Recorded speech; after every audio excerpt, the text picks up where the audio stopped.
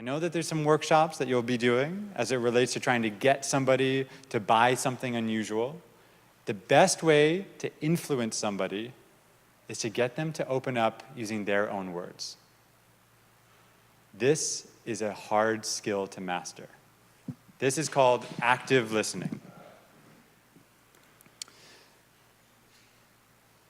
Listening passively is a biological sense of recognizing sounds that go through your head.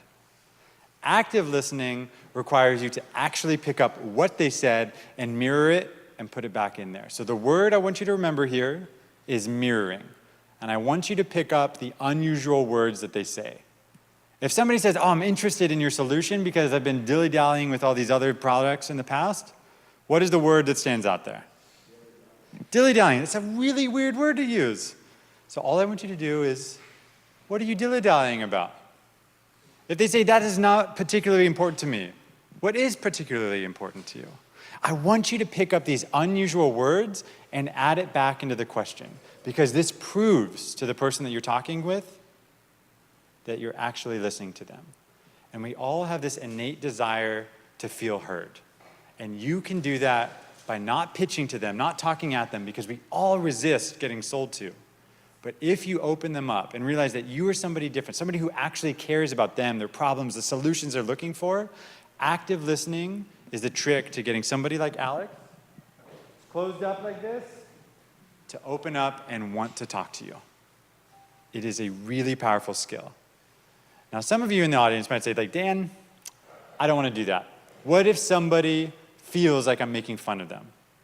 And I think there's a balance there. Mirroring is only using one or two of the key tone words that the customer is saying. Repeating is literally saying back everything that they just said. So Alex, let me get this right. You went to the roller skating rink this weekend.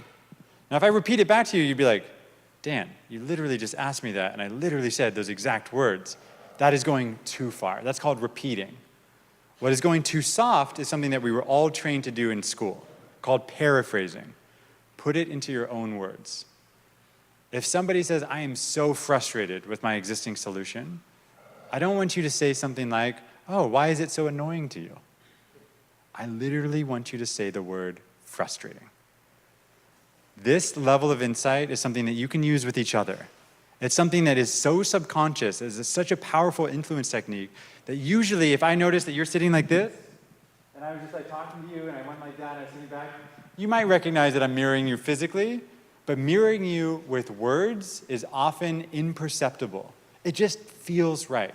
If I'm having a conversation with somebody and they use my own words back, I just feel like this person gets it. They're listening to me. Practice this. Third book recommendation, Influence by Robert Cialdini. Has anybody read that? This is probably, if you only read one book as it relates to sales, that is going to be it. It is not a traditional sales book. It is something that will give you some insight. It's Influence by Robert Cialdini. C-I-A-L Dini. Okay, so anyway, that book really resonated with me. And the best part about it is that I know with everybody in the room here, there's probably only going to be 2 of you that actually download and read it. It looks like you're even going on Amazon right now and downloading it. I love that.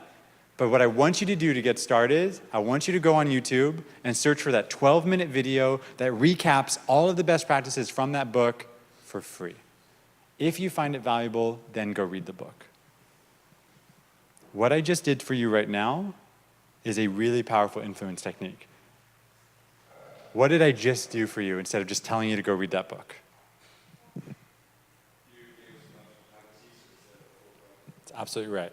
I didn't say go read this book, it'll change your life. Well, I did say that. But then I said, if you want to get started with it, here's a great way to do it. And I give you this snippet. It's the same kind of thing. If you have a case study or a white paper or a research article that you want to share with a customer, we get way too much email, way too much information to have a stranger tell me to go read this big thing. You need to make it ultra relevant to me. I remember in school, I loved science and math. I hated English. If I was told to read a book, what would I read instead? Because I knew I had to still answer some test questions. What did I read? Spark Notes, Wikipedia, just get the summary there. And this is what I want you to do for your customers. I want you to distill the most important information into the smallest chunk to make it readily available to them. This is going to make you look really valuable to your customers. You're saving time, you're being helpful. Ultimately, I want to finish out my communication best practices framework. Right now, I have the TAL. We know that when we're talking with customers, sometimes we can get nervous. Sometimes the customer can go on and on and on and tell us way too much info. So the only way to remember anything is to keep notes. But you have to keep notes with pen and paper. Does anybody know why? Now, I know I can type about 100 times faster than I can write, so it seems counterintuitive to do that. Why do you think? I would say that if you're like in a laptop or with a phone, I would think that you are not paying attention to me, but when you're with pen and paper, I see you're listening.